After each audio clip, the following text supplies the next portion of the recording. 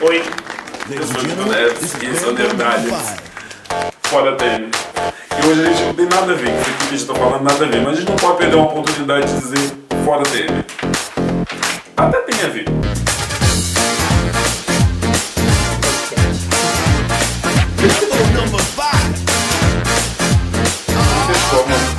Trabalhar agora.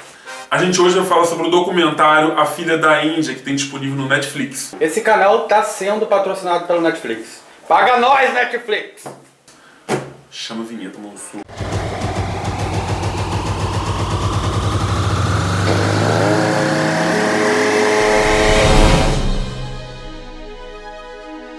A gente vai falar sobre o documentário A Filha da Índia, e antes de falar sobre esse documentário, eu queria dizer que assim, eu não tive a oportunidade, em função de tempo da nossa correria, de convidar uma amiga para estar aqui. Eu lamento muito por não ter uma amiga mulher, não deu tempo realmente dentro da nossa logística de estar convidando. Eu acho importante sempre que for falar sobre qualquer coisa ligada à condição da mulher, que tenha a presença de uma mulher, né? A gente está aqui, esse documentário é um documentário feito por uma diretora inglesa, a gente está aqui para poder ventilar esse grito, a gente está aqui para poder ventilar essa história, a gente está aqui para poder ventilar essa reflexão. A gente que é nerdalha entende a importância de sempre haver mulher quando se fala em qualquer coisa ligada à condição da mulher.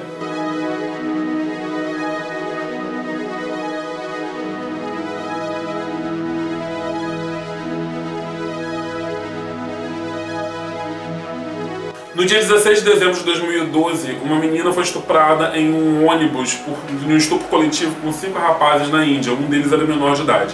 Eles estupraram e mataram essa garota. Estupraram de forma bárbara, se é que existe algum estupro que não seja bárbaro. Enfiaram a mão na menina, tiraram as vísceras dela após o estupro, que parece ser uma prática comum entre estupros na Índia. Acontece com uma certa frequência essa coisa de arrancar as vísceras, jogaram a menina na estrada depois. Uma coisa medonha. A justificativa para eles fazerem isso, se é que se justifica, mas é que ela estava saindo do cinema com um amigo e uma mulher direita não deveria estar com um homem que não fosse um homem da sua família àquela hora da noite. A partir daí, a partir desse episódio, houveram uma onda de protestos na Índia que fez com que a Índia mudasse sua legislação com relação à violência sexual. E mudou muita coisa na Índia a partir desse episódio. E esse documentário conta essa história. Conta sobre o estupro, conta sobre a onda de protestos, tem imagem da onda de protestos. Tem entrevista a um dos estupradores condenados à morte, foi antes antes da sentença, óbvio, né? Era na mãe de santo. Entrevista a família do estuprador, a família da menina, várias pessoas públicas da Índia, entrevista uma galera e você tem um panorama geral, não só da violência sexual da Índia, mas como a Índia trata a mulher.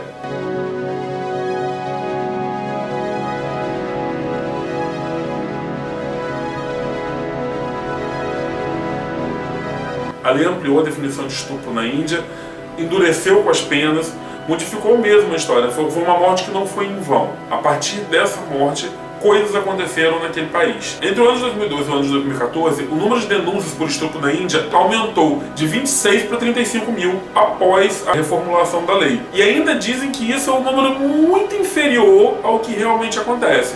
Mas esse número significativo de aumento é sinal de que a lei mudou alguma coisa naquele país. E as campanhas necessárias foram feitas também, né? O próprio movimento, o próprio barulho, as próprias pessoas na rua.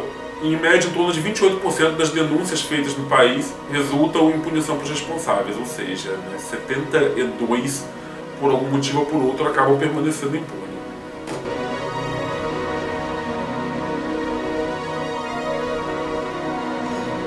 É muito interessante você ver esse documentário porque você vê a diferença de mentalidade. Ou você vê a diferença de cultura. Porque, na verdade, eu consigo identificar muita coisa que a gente fala aqui, muita coisa que a gente ouve aqui nos veículos de comunicação, muita coisa que pessoas que têm um espaço para poder falar... Pode citar nome, Silas Malafaia? Não faz isso não. Claro, deve. Aqui não tem machista não, eu sou macho. Mas não sou machista não. Uma das coisas que o estuprador que é entrevistado fala é que uma menina decente não deveria estar andando às 21 horas sozinha na rua, sem ninguém da família dela. Salve a devida proporção, o que ele está querendo dizer é que a culpa foi dela por ela estar naquela rua, naquela hora, naquele lugar. E a gente ouve isso o tempo inteiro aqui no Brasil. Uma exposição exagerada de corpo é candidata a vagabunda. Você não aprendeu que você não pode fazer o seu corpo instrumento de cobiça? Que tanto aquele que te cobiça como você estão pecando? Não tem vergonha na cara? Sim, mas isso é o que mais o Bosta Faia e o Valder Bosta lá pregam. É o que eu tô falando, o que acontece lá não é tão diferente do que acontece aqui. O que há uma diferença cultural que permite mais ou menos coisa num espaço ou em outro. Ano passado houve essa mesma discussão aqui no Brasil. Quando a menina foi estuprada por 33. E porque começou a se falar da roupa que ela usava. Geise Arruda. Isso é pudor aonde? Isso é falta de vergonha na cara. A situação não é muito diferente do que aconteceu com a menina que foi estuprada por 33. Inclusive ela foi estuprada por 5, a menina foi estuprada por 33. O que não faltou foi gente pra questionar se foi estupro mesmo, se ela quis, se ela não quis, se era justo, se ela tava no baile funk, tava de roupa curta. Não vamos muito longe. Nossa diva icônica, Geise Arruda, foi absolutamente hostilizada porque estava com um vestido curto na universidade. Olha que maluquice. Roupas sensuais, decotes, toda apertada. Cara, mamãe eu quero. Bunda de fora, peito de fora, com poses sensuais. Então, o que os malafaias da vida falam e outros falam não tá muito diferente do que se fala lá, não. Há uma diferença de cultura, uma diferença de proporção, talvez. Nem sei se de proporção lá, pra dizer a verdade. Mas há de cultura. E aí as coisas são permitidas acontecer de uma determinada forma lá, que aqui já ficariam mais difíceis de acontecer. Mas a linha de pensamento é muito similar. A gente tem muita mania de achar que o fundamentalista está sempre no país do outro. A gente sempre acha que o fundamentalista está no Islã, que é o muçulmano. As pessoas, às vezes, nesses países fundamentalistas, matam em função de se virar príncipe no céu de Alá, por uma questão de uma ideologia política, religiosa. No Brasil, o nego dá tiro na cara do outro porque torce pro Palmeiras. E aí? O fundamentalismo tá lá, tá aqui, tá onde?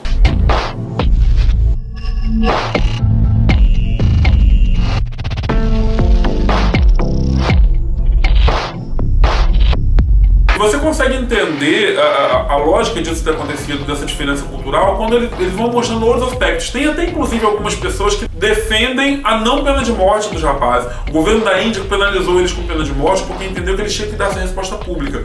E tem vários líderes que vão falar e que vão defender que eles não deveriam ser penalizados dessa forma.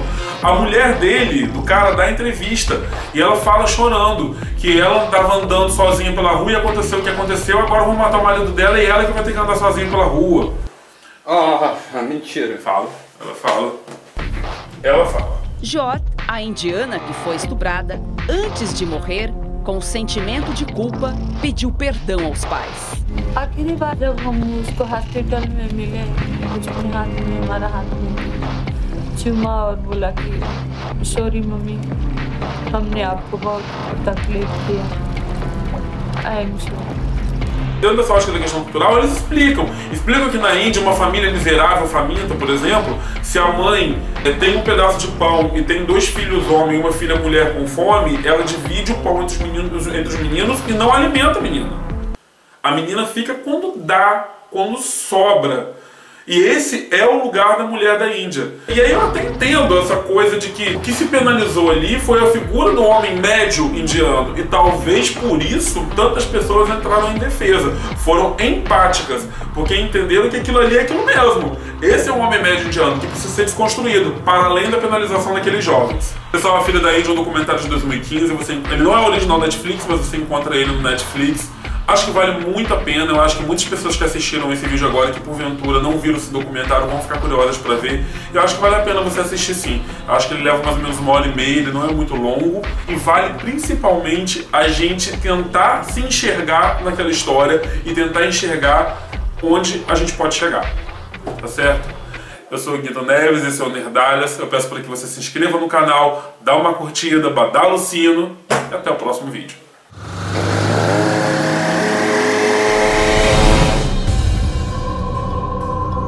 Pô, se você parar pra discutir com a pessoa, ela não tem nem fundamento pra estar discutindo. Não tem, ela só tá repetindo aquilo que ela escutou. Tá, porque é um robozinho, é um bolsonete. Às vezes muitas pessoas não têm fundamento. Muita polêmica aqui, você tá vendo que eu tenho que debater polêmica aqui nas minhas podcasts. Tadinho! O próprio Temer, sobre o Dia da Mulher, tem que ver a merda que ele falou, as abobrinhas. O Temer falando que a mulher que sabia direito como é que comprava os utensílios domésticos pra casa. A mulher dele, bela recatada do lar.